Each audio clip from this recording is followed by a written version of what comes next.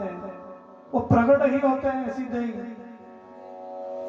बस भ्रमित हो रहे होते हैं हम कि बस भगवान ने भी जन्म लिया, लेकिन भगवान का तो सीधा ही प्रकट होता है। कैसे?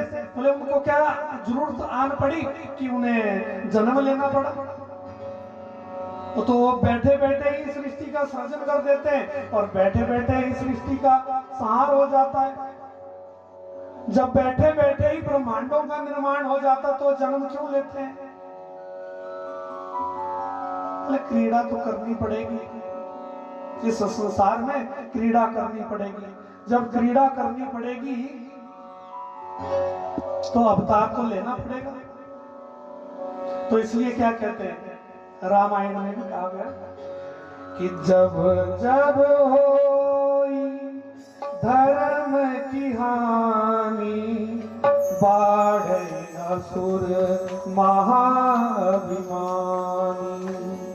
जब जब होई धर्म की हानि, बाढ़े असुर अधम अभिमानी।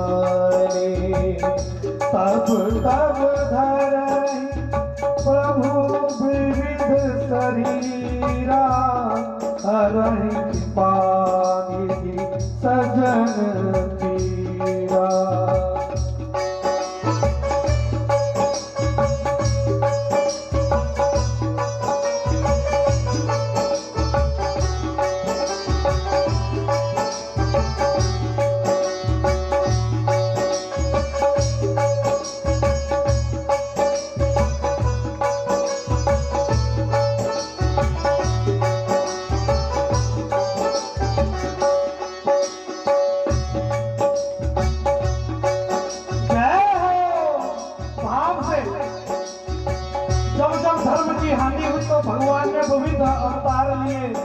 अनेक अवतार लिए, तो गीता में भी तो कहा कि कर्मण्येवाधिकारस्ते मा फलेषु कदाचन, मा कर्मफल हेतुर्भुः संगे असित्व कर्मणि।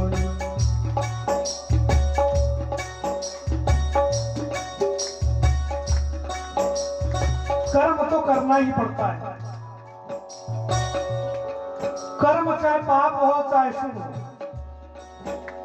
हम सोचे कि बिना कर्म के सोना बैठना उठना जगना सारा ही तो कर्म है। कर्म के बगैर तो एक क्षण भी हम जी नहीं सकते। कुछ कहते हैं कि हम कर्म ही नहीं करेंगे महाराज। जब कलयुग में धर्म न्यून हो गया, कम होने लगा, सब असत्य संभाषण करने लगे, तो कलयुग की जो आयु है वो 4,32,000 वर्ष है। अभी तो प्रथम चरण चल रहा है। हम बोलते हैं ना संकल्प में, ओम विष्णु विष्णु विष्णु नमः परमात्मने, श्री पुराण पुरुषस्याः विष्णु राज्ञा प्रवर्तमानस्य ब्रह्मणो हनिः द्वितीया प्रार्धे। जो कलयुग का प्रार्थ चल रहा है वो द्वितीया चल रहा है। अभी तो 5,201 वर्ष व्यतीत हुए कलयुग के। अभी तो बाल्यावस्था में ही 5,201 वर्ष, लेकिन कलयुग की आयु कितनी है? 4,32,000 वर्ष है।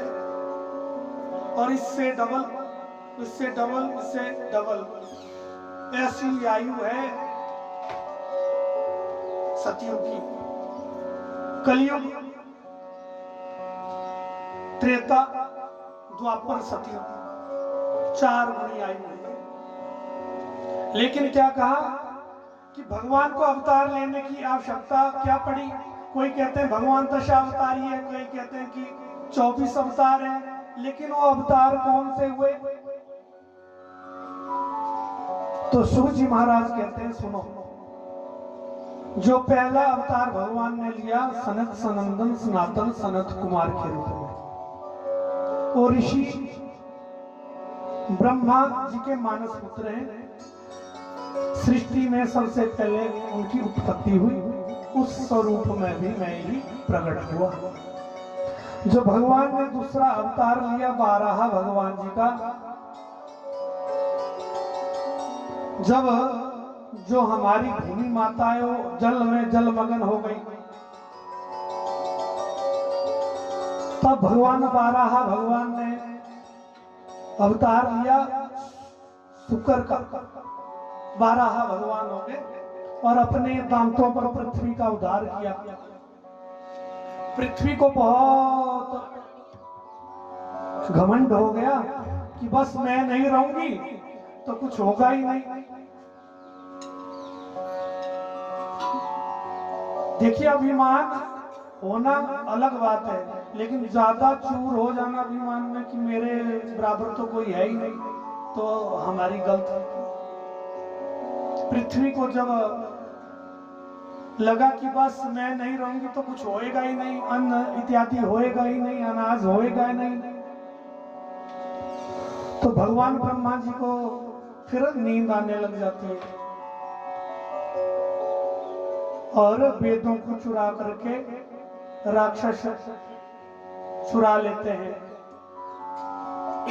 हिरण्याक्ष नाम का दैत्य वो वेदों को चुरा करके सागर के तल में ले जाते हैं। लेकिन भगवान को फिर उस पृथ्वी के उद्धार के लिए बारहा भगवान के रूप में प्रकट हुए और पृथ्वी का भी उद्धार किया। भोले भक्त भगवान की। और तीसरा अवतार सनत नारद जी का चतुर्थ जो अवतार भगवान जी ने लिया नर नारायण भगवान जी का। पंचम जो अवतार लिया श्री कपिल देव जी महाराज का। चतुर्थ अवतार में कपिल देव के रूप में भगवान जी आए।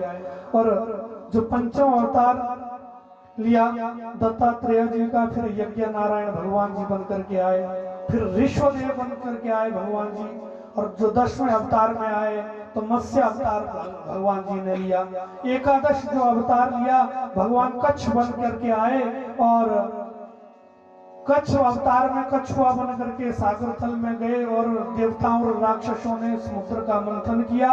जब वो पर्वत डूबने लगा तब भगवान कच्छ के रूप में समुद्र के तल में नीचे बैठ गए और जो मंत्रांचल नाम का पर्वत था उसको सहारा दिया। और देवता और दानवों का जो मत भेद हो रहा था कि डूबा जा रहा है, छोड़ देंगे तो डूब जाएगा, जब डूब जाएगा तो अमृत बाहर कैसे आएगा, तो ऐसा कच्छ अवतार भगवान ने लिया। उसके बाद धनवंतरी भगवान का अवतार लिया, फिर मोहिनी अवतार लिया, फिर श्री नरसिंह अवतार हुआ, फिर वामन अवतार हुआ, श्री परशुराम जी का हमारा 16वां अवतार हुआ।